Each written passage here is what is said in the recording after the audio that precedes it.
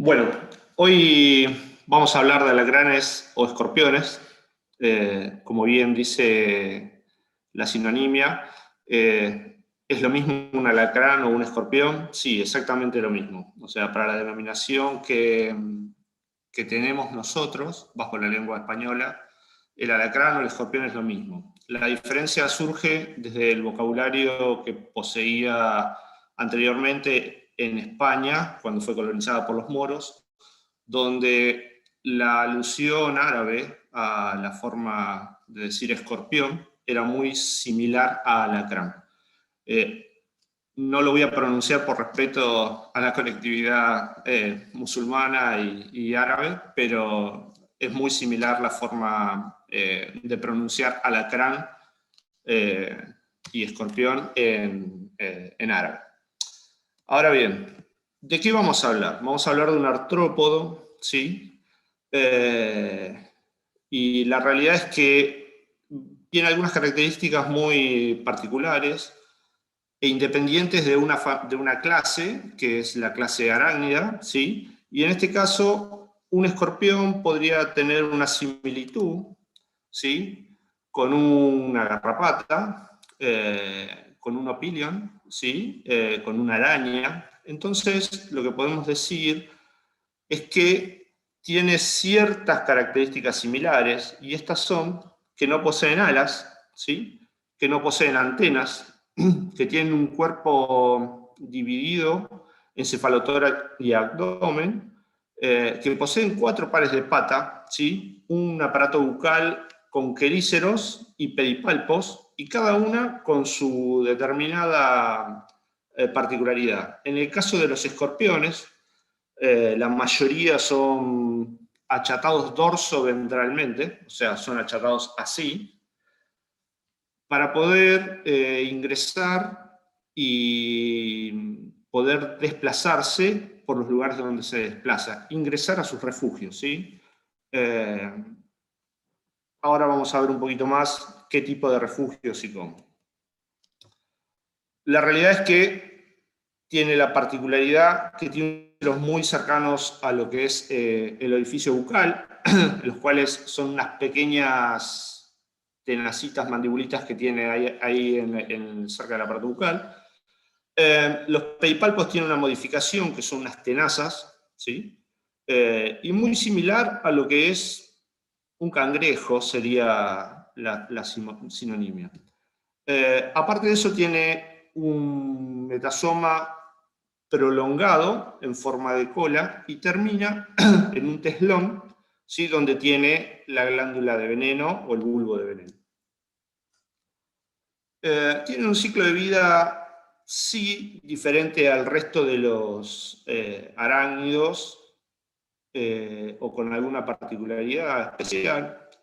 Tiene una reproducción sexual, o sea que hay un macho y una hembra. Hay algunas veces que hay algunas especies, pero muy, muy poquitas, son partenogenéticas, pero la realidad es que tienen una reproducción sexual, son vivíparos, o sea que paren las crías, ¿sí? Y estas crías suelen posarse sobre el lomo de la hembra en el primer estadio. Ahí es donde uno ve el escorpión con un montón de escorpioncitos blancos arriba, esperando a que pase la primer muda, se le dice larvas, ¿sí? O es el primer estadio ninfal. Y una vez que esa muda sucede, o sea, se seca la cutícula del insecto recién nacido, se bajan y empiezan a comer. Después, dependiendo de la especie de escorpión, va a tener entre 3 a 8 mudas, ¿sí? Para poder llegar a ser adulto, donde tienen sus características reproductivas aptas, ¿sí? Digamos, la etapa de dejar de ser ninfa a pasar a ser adulto es que sean aptos reproductivamente. Ahora bien, dependiendo de la especie de escorpión, puede variar de 5 a 15 crías que tengan el lomo, que es lo normal, ¿sí? Hay excepcionalmente algunas especies que son muy prolíficas y pueden llegar a tener hasta 50 crías. Pero tengamos en cuenta que no ponen huevos como las garrapatas, no ponen huevos como las arañas, no hacen otecas, ¿sí? Paren las crías. Eso es importante, es un concepto para tener en cuenta. Ahora bien, hay un macho y una hembra, como dijimos antes.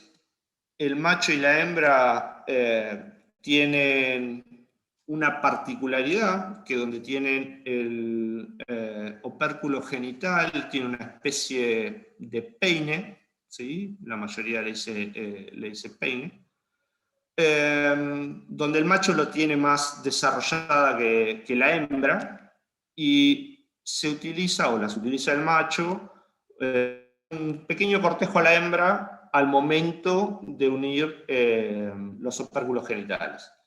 Es una característica importante que los alacranes o los escorpiones que son más grandes, ejemplo, este es un ejemplo de un escorpión africano, son muy visibles, ¿sí? Y son móviles, o sea, se ven que los mueven y demás. Esto es lo que les comentaba. Las crías sobre el escorpión, ¿sí? Dependiendo la especie, acá hay un macho y esta es una hembra. Por lo general tenemos ese tipo de diferencias. Y esta es una hembra oviplena, o sea, se ve que es oviplena porque tiene los flancos como si fueran engrosados, o está más tubular, digamos, ¿sí? Una vez que pare, queda de esta forma. Ahora, lo que hablemos de hábitos, digamos, de escorpión. Son animales nocturnos, ¿sí? Tienen una visión semidifusa, y lo que hacen es cazar animales, o sea que son predadores. Y ahí viene la complejidad de poder controlar. Uno no le puede poner un cebo a este tipo de animales. Entonces, tienen ciertas capacidades de pasar mucho tiempo sin comer y después volver a comer. Tienen la capacidad de congelarse y descongelarse y volver a entrar en actividad, ¿sí? Que lo que hacen es que son resistentes, realmente son resistentes al medio ambiente. La mayoría de los escorpiones están caracterizados, o uno piensa que por medio de películas o una fábula que hay, es que son muy desérticos. Y la realidad es que los escorpiones tienen una adaptación tremenda y están en todos los ambientes. Por ejemplo, el que les mostré anteriormente, el escorpión africano, es de un clima extremadamente húmedo, ¿sí? Nosotros, en Argentina, tenemos principalmente un clima desértico a semidesértico en el 75% del país, y inicialmente los escorpiones, vamos a decirle venenosos, colonizaban esa zona, pero la realidad es que eso fue migrando y bueno, se fue ampliando la zona de escorpiones venenosos. También tiene una particularidad, tiene una inmunofluorescencia que se llama fluorescencia de cian, lo cual hace, y tiene algún comentario anecdótico, hace que brillen bajo la luz de la luna, o una luz ultravioleta, similar a lo que hace la luna. Ahora bien, está demostrado científicamente que los animales brillan más cuanto más viejos son, y cuanto más duro es su cutícula. Pero hay algunos animales que no brillan tanto o van perdiendo esa fluorescencia. Y se demostró científicamente que estos animales fueron menos aptos o menos capaces de encontrar refugio al momento de encontrar. Lo que se cree es que los animales brillan en la luz de la luna y su profusa visibilidad hace que no compitan en la misma zona, ¿sí? No todos los alacranes son solitarios o tienen hábitos solitarios, sino que hay muchos que viven en comunidades o viven ninfas juntos con los adultos, ¿sí? A pesar de que son predadores entre ellos, hay algunas especies, ejemplo de esta que está en pantalla, que viven en comunidades todos juntos, chiquitos, grandes, y bajo una misma corteza húmeda puede llegar a haber 50 escorpiones juntos. Bueno, esta luminiscencia nocturna que tienen es una característica muy especial que nos permite ir con una luz ultravioleta al lugar donde uno cree que hay alacranes y poder detectarlos y hasta capturarlos para poder hacer una identificación de animales con peligro para un accidente en salud pública, ¿sí? Entonces, que el tamaño, esta es una foto real, ¿sí? Que el tamaño no asuste, porque la mayoría de los alacranes o escorpiones son muy peligrosos los más chiquitos, ¿sí? Y aquí empieza a desenvolver una gran diferencia entre lo que es un animal venenoso y un animal no venenoso. Nosotros vamos a poder encontrar ciertas características individuales en los venenosos y unas ciertas características individuales en los que no son venenosos. Entonces, para hacer un criterio de comparación, vamos a comparar al género Titus y al género Botryurus, como para decir, este es venenoso, ¿sí? Que está en rojo, y este no es venenoso, que está en azul. Ahora bien, ¿qué color uno tiene como presencia? La realidad es que el animal es tan adaptable que el mismo animal en Misiones, en Córdoba o en Buenos Aires va a poseer un color diferente. No quiere decir que no tenga algunas características a la especie, sino es que se va a camuflar específicamente con la tierra y se va a camuflar específicamente con lo que come. Entonces, hay varias especies venenosas en Argentina, ¿sí? Hablemos más o menos de 6, todas del mismo género, ¿sí? Y todas poseen la misma característica. Son todas chicas, ¿sí? No tienen un tamaño grande. El Titus confluens es una de las más grandes, pero la realidad es que la mayoría ronda y sí poseen algunas particularidades muy específicas. Por ejemplo, en hábitos urbanos, en contacto con el hombre, van a estar refugiadas cercanos a lo que es el peridomicilio, en los lugares donde se puedan esconder y tener escondrijos, ejemplo, montículos de piedra, ejemplo, montículos de arena grava, arena gruesa, ejemplo, hojarasca, leñeros, abajo de troncos, abajo de piedras, en grietas y hendiduras alrededor de la casa, en el techo, en el piso, en el sótano. O sea que la adaptación que tiene este tipo de animal es bastante y por eso funciona a la perfección. Ahora bien, son grandes consumidores de insectos perjudiciales, como cucarachas. Les fascinan las cucarachas. Entonces, cualquier ámbito que una cucaracha pueda habitar o coexistir, coexiste con un escorpión. Y de aquí a la importancia de tener la relación con el humano. Entonces, un animal venenoso, ¿sí? Posee las pinzas finas y alargadas, como fue la foto anterior, ¿sí? Ahora vamos a ver más adelante algún ejemplo más específico, ¿sí? Pero esta es una característica fundamental para darse cuenta de qué animal es venenoso y qué animal no es venenoso. Entonces,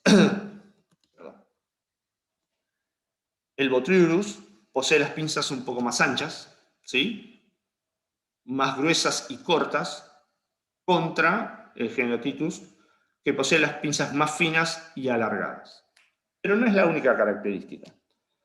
La mayoría va a decir uno es más oscuro y uno es más claro, pero bueno, como ya les mencioné antes, dependiendo de la zona y la adaptación de este animal, va a poder tener una diferencia de color. Pero así y todo, el Botryurus es más oscuro realmente y tiene un aspecto más brilloso. Con lo cual conlleva a que estos animales no entren normalmente adentro de las casas en busca de sus alimentos, sino que estén del lado de afuera. Y tienen hábitos más jardinescos, vamos a decirles, peridomiciliarios, pero la realidad es que cuando uno se cruza en el escorpión, no le da tiempo a nada, y no me gustaría que me pique ninguno de los dos.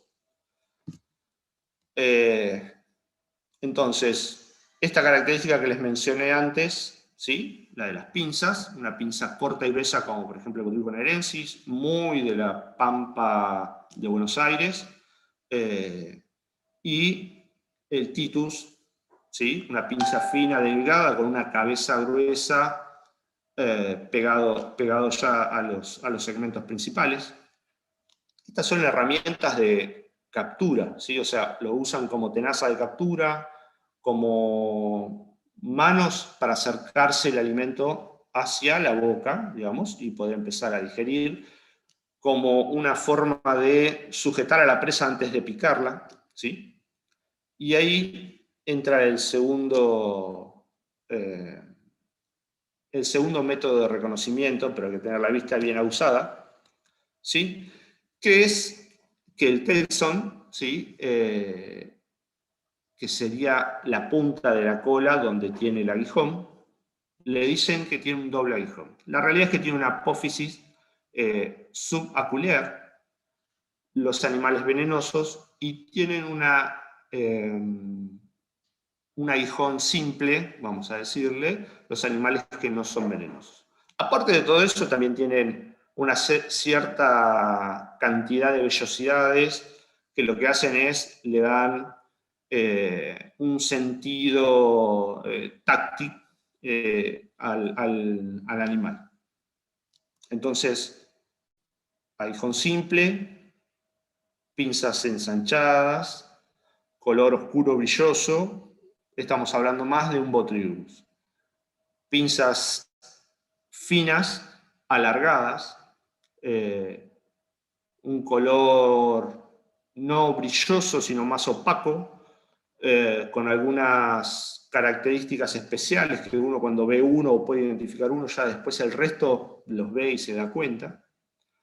Un teslón doble, o con una apófisis o un doble aguijón, como se le suele decir, animal venenoso.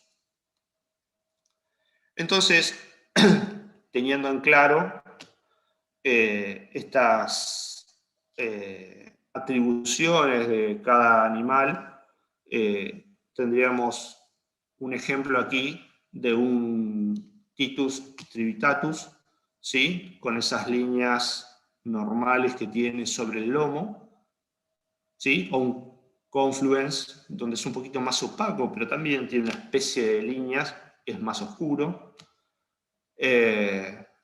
con su pinza alargada, su teslón con doble aguijón o con su apófisis subacular, ¿sí?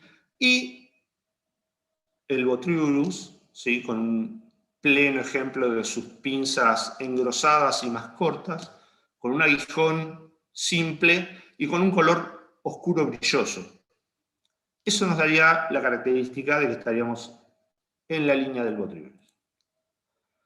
Ahora bien, ¿qué duele más o qué duele menos? O si es venenoso, la picadura duele más, o si no es venenosa, la picadura duele menos. La realidad es que duele y va a tener una reacción en función a cada organismo. Que lo pique un Botryurus no es grato, y que lo pique un Titus es menos grato, pero la realidad es que las dos duelen más o menos lo mismo. Producen reacciones iniciales similares, y a lo largo del tiempo se van diferenciando, pero depende mucho del organismo de cada individuo, del peso, de la masa corporal, de la edad y del metabolismo de cada individuo.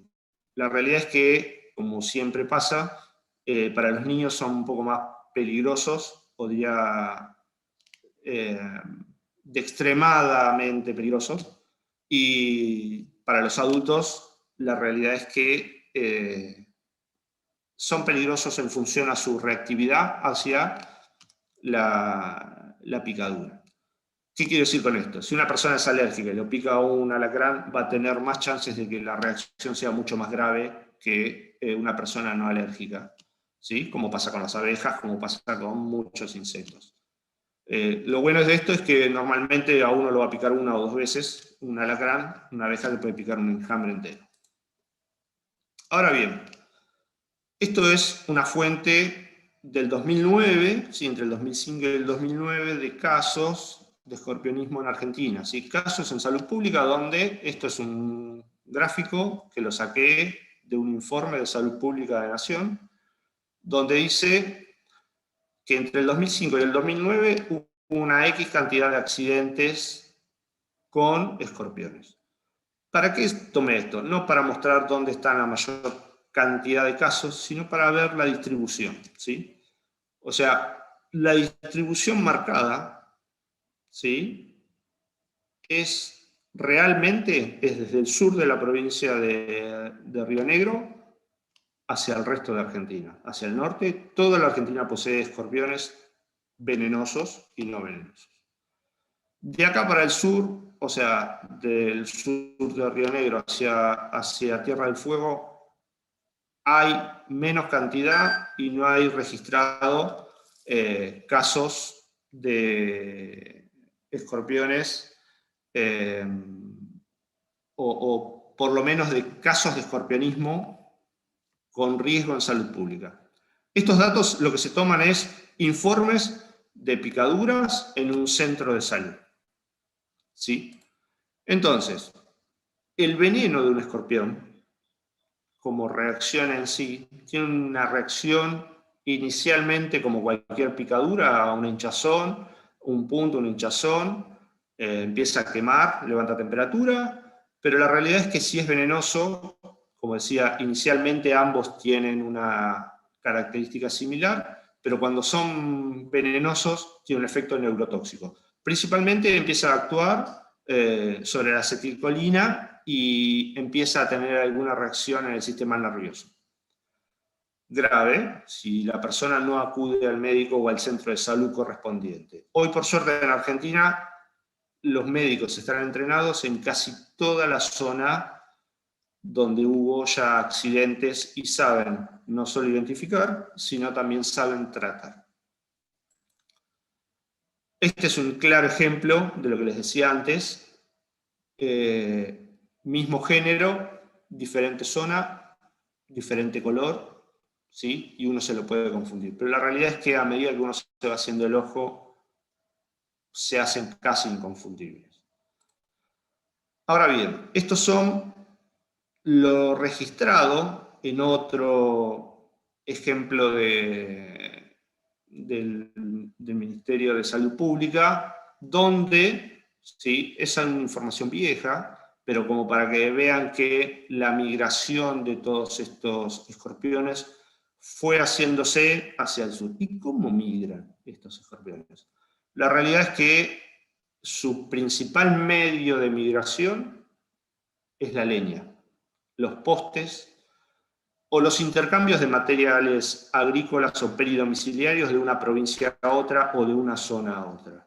Y como el animal tiene gran capacidad de adaptación, no tienen problemas de adaptarse. Entonces pueden vivir en un clima donde haga frío, mucho frío en invierno, y haga mucho calor en verano, que haga calor durante todo el año, que haya muchas precipitaciones o que haya pocas precipitaciones. Entonces, la realidad es que es un problema grave que hay que tratarlo y que hay que combatirlo. Cada vez son más los casos que se registran de picaduras de alacranes en Argentina. Por suerte no llegan todos, ¿sí? Porque son más de 6.000 al año, son mucho más que accidentes con ofidios, muchísimos más. Y la realidad es que tiene un porqué. ¿El porqué de esto? Bueno, este es otro ejemplo, ¿sí? Miren, misma especie, diferente color, ¿sí? Acá hay algunos ejemplos de otro tipo de escorpiones. Esta es una hembra oviplena de Timógenes, ¿sí? Hay algunas que no tenía buenas fotos, que son muy similares, pero no tenía buenas fotos, ¿sí? Hay varios más, y de ahí surge por qué identificar al animal o por qué capturarlo para poderlo llevar al centro de salud.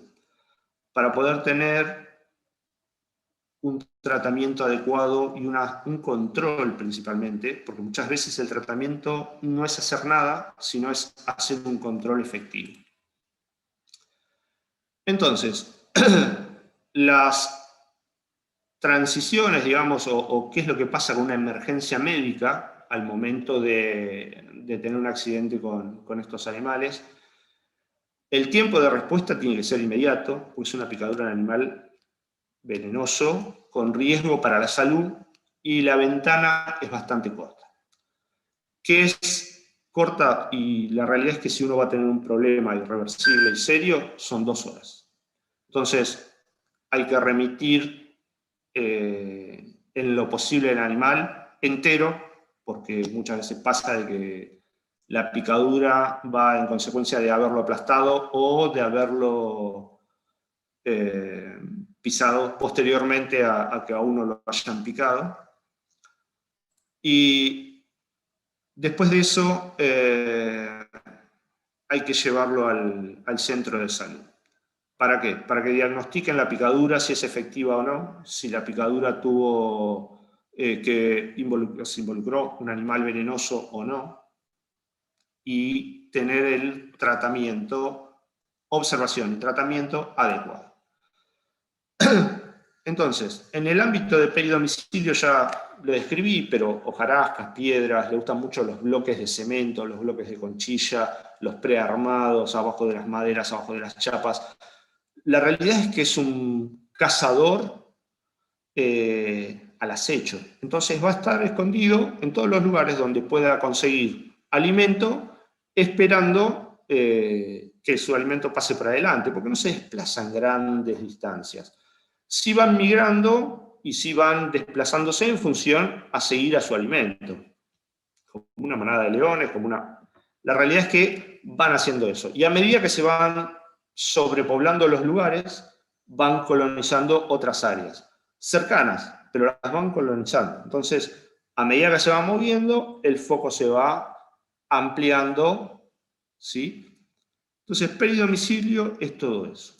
Ahora bien, intradomicilio, estos bichos, una vez que están adentro de la casa, van a estar en un ambiente de mayor confort, como pasa con las cucarachas, como pasa con las pinchucas, como pasa con todos los bichos, con la diferencia de que estos animales van a seguir a su presa. Entonces, ¿qué es lo que suele pasar o cómo se suelen dar los accidentes? Los accidentes se suelen dar cuando uno va a dormir o está durmiendo o se despierta, porque no son animales, recuerden, de hábitos diurnos, sino más bien nocturnos. Va a dormir, por ahí se cayó un escorpión a la cama, del techo, o se subió a la cama buscando un refugio, y uno se acuesta y no lo ve, y lo aplasta con la espalda o lo aplasta con la pierna, y la realidad es que ahí es donde surgen las picaduras. Se mete dentro de un zapato que dejó al lado de la cama, o el pantalón que no queda en la silla o queda en el piso, o queda colgando de la cama al piso. Tiene que ver mucho con los hábitos intradomiciliarios de las personas que habitan. Entonces, lo aconsejable a todo esto es, en lugares donde hay escorpiones venenosos y se sabe que hay mucha abundancia de escorpiones venenosos, es sacudir la ropa antes de ponérsela, si la dejaron en el piso, y por más que la hayan dejado en una silla, pegarle una pequeña sacudida, revisar los zapatos antes de ponerlo, porque es un lugar oscuro, amplio, entonces le gusta, donde se mantiene cierta temperatura, y se esconden ahí adentro. Entonces uno se pone el zapato y te pica en el pie, Y la mayor parte de las picaduras tienen que ver con eso. El 90% tiene que ver con eso. El otro 10% tiene que ver con las tareas peridomiciliarias, juntar leña, mover escombros, mover piedras, ¿sí? Y no prestar atención a meter los dedos abajo. Pero bueno, eso le puede pasar lo mismo con cualquier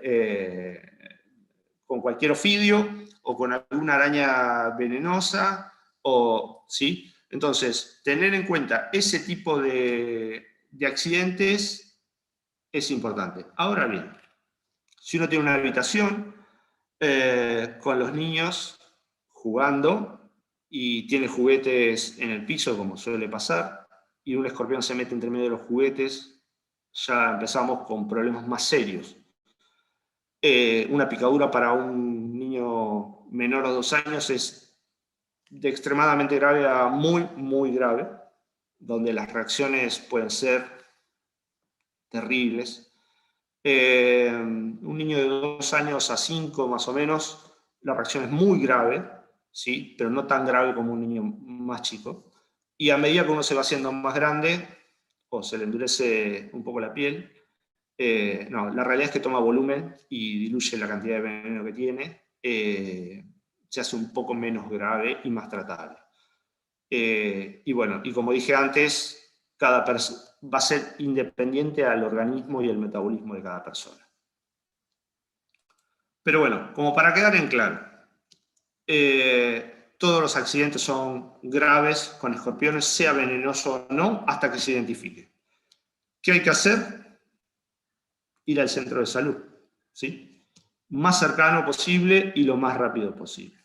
Ahora bien, ¿cómo combatimos o cómo hacemos para decir, hay que hacer una revisión de una casa que no se estaba usando y sabemos que es frecuencia de alacranes, o un lugar donde hay mucho tránsito de elementos interprovinciales o interzonales, ejemplo leña, ejemplo postes, y ahí empezamos con los trabajadores rurales, empezamos con los trabajadores mineros, donde se suelen mover grandes cantidades de rocas y hay cierto movimiento, y bueno, estos animales realmente hay que combatirlos con una barrera perimetral, haciendo un buen expurgue adentro de los peridomicilios, y para eso tenemos diferentes tipos de herramientas.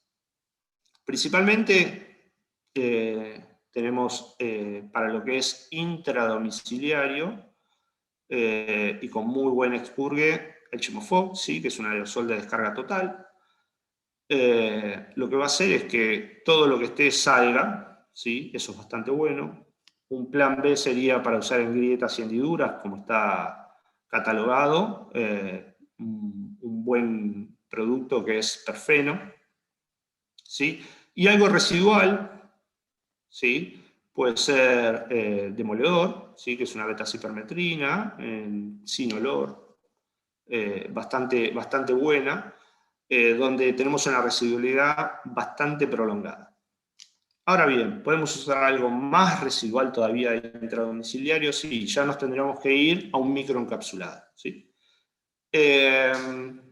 Y peridomicilio, ¿sí? Todo lo que es alrededor de la zona, una buena barrera con quórum no estaría mal, que es fipronil, que tiene buena acción residual y reiterada cada un cierto periodo de tiempo. Todo esto no va a servir si no cambiamos los hábitos de los hábitos urbanos que tiene cada domicilio, ¿no es cierto? O sea, de limpieza alrededor de la casa, de acomodar los escombros, de que no haya lugares para que se puedan esconder, que el leñero esté lo más lejos posible de la casa, que la leña se seque lo más posible para que los bichos estos no se metan con la leña dentro de la casa.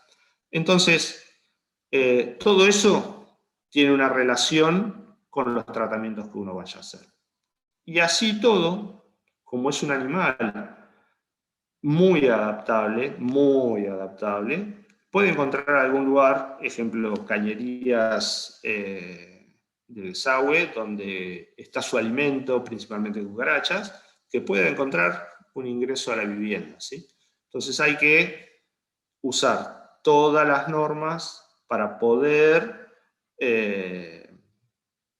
normas de cuidado me refiero, ¿no es cierto? Para poder combatir o tener un posible accidente con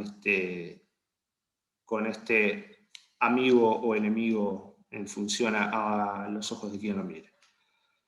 Entonces, método expurgue de adentro de la casa, con un buen producto residual, ejemplo demoledor, Chemofoc para expurgue, demoledor, o perfeno en grietas y hendiduras, y demoledor para tener un buen efecto residual, y una barrera perimetral con una frecuencia que sea la adecuada para todo lo que es la casa o el peridomicilio exterior, ¿sí? Bueno, centros de salud, yo acá les dejé dos direcciones, pero la realidad es que hay muchísimo en Córdoba, muchísimo, porque es una zona candente con respecto a lo que son alacranes y accidentes con alacranes, pero la realidad es que hay mucha información en internet donde se pueden dirigir. Yo solamente cité dos, pero todos los centros que vayan de la provincia de Córdoba van a saber atenderlos y van a tener los conocimientos necesarios para poder diagnosticar y tratar el accidente, ¿sí? Así que bueno, por mi parte estamos. Respondo a las preguntas que necesiten y Muchas les agradezco gracias. mucho esta oportunidad. Muchas gracias, Nicolás. Excelente. Sabes que aparecieron un montón de preguntas, así que Excelente. voy a seleccionar algunas. Bueno, Mira, hay un interesante, Carlos Frontera, si no me equivoco, hace mención a que algún comentario debido al lugar donde anidan los escorpiones, ya que pueden estar en cierto nivel de profundidad, y dada la característica de ingreso a ese nido, que puede ser sinuosa, ¿cómo haces para llegar a la plaga? Me imagino que tiene que ver con alguna propiedad de expurgue de algún producto, ¿no? exacto. Muchas veces, como lo mencioné en la charla, muchas veces se puede utilizar algún producto como Chemofoc para producir un expurgue, pensando en que es hacia abajo, digamos, o complicando un poco más la situación. También lo que se puede hacer es poner productos o saturar el lugar con ese ingreso del lugar con productos que tengan buena residualidad, cosa de que los animales al salir se les pegue las partículas del principio activo y pase lo que tenga que pasar. Acá Enrique pregunta justo que dijiste al principio que las especies de menor tamaño suelen ser más peligrosas. ¿Querés volver a repetir cómo diferenciar un escorpión venenoso de otro tipo de escorpión? Perfecto. Inicialmente, todos o es un mito popular que los escorpiones claros son venenosos y los escorpiones oscuros no lo son. La realidad es que no es así. O sea, puede haber de todo en esta especie, y los escorpiones venenosos tienen la particularidad de tener las tenazas pinzas, ¿sí? Modificadas, finas y alargadas, contra los no venenosos, que son cortas y gruesas, y el teslón, o sea, el aguijón o el último segmento de la cola, con un doble aguijón para los venenosos y un aguijón simple para los no venenosos. Eso es el mito popular. Cecilia pregunta respecto al poder residual. Mencionaste en una diapositiva, en un slide, el tema del perfeno y el demoledor. ¿Puedes hacer mención respecto al poder residual de cada uno de estos productos? Sí, el perfeno es un carbamato que tiene buen poder residual. Está indicado intradomiciliario para grietas y hendiduras. Se puede hacer una barrera perimetral externa perfectamente. Y el demoledor es una beta-cipermetrina con un IGR que tiene un excelente poder residual donde supera los 70 días intradomiciliario. Perfecto. Pablo pregunta, ¿cuál crees que son las principales fallas de control en los tratamientos ante los escorpiones? En los servicios. Bueno, como dije antes, un servicio por sí solo no sirve de nada, digamos, o sea, ir a colocar un producto y solo el producto no sirve de nada, sino las labores culturales que hay que hacer peridomiciliarios y después la frecuencia. O sea, la frecuencia sí es importante y utilizar los productos habilitados para tales casos. Muy bien. Esta también es como para desarrollar bastante, pero ¿cuál crees que es el motivo por el cual de que aparecen de manera tan errática, que aparece cada tanto casos de escorpiones? No es una plaga que se instala y avanza, es como que de repente aparecen focos.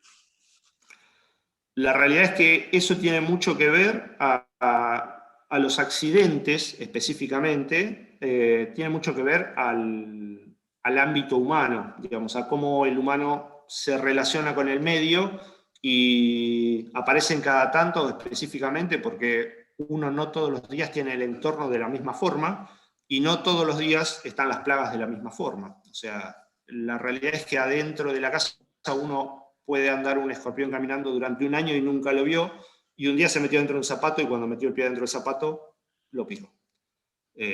Justamente tiene que ver con eso, es más bien coincidencia o aleatorio, ¿sí?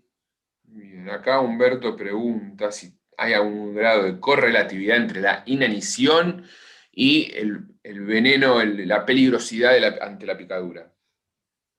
No, nada. Ese Muy también bien. es otro mito popular que pasa con los ofidios. Cuanto menos comen, dicen que el veneno es más concentrado, y la realidad es que en periodos invernales los ofidios no tienen capacidad de veneno, no gastan energía en producir veneno. Es el mismo mito popular. Bueno, excelente, Nico. Te agradecemos un montón. Gracias. La presentación estuvo bárbara. Así que, bueno, muchas gracias por Chao. esta charla.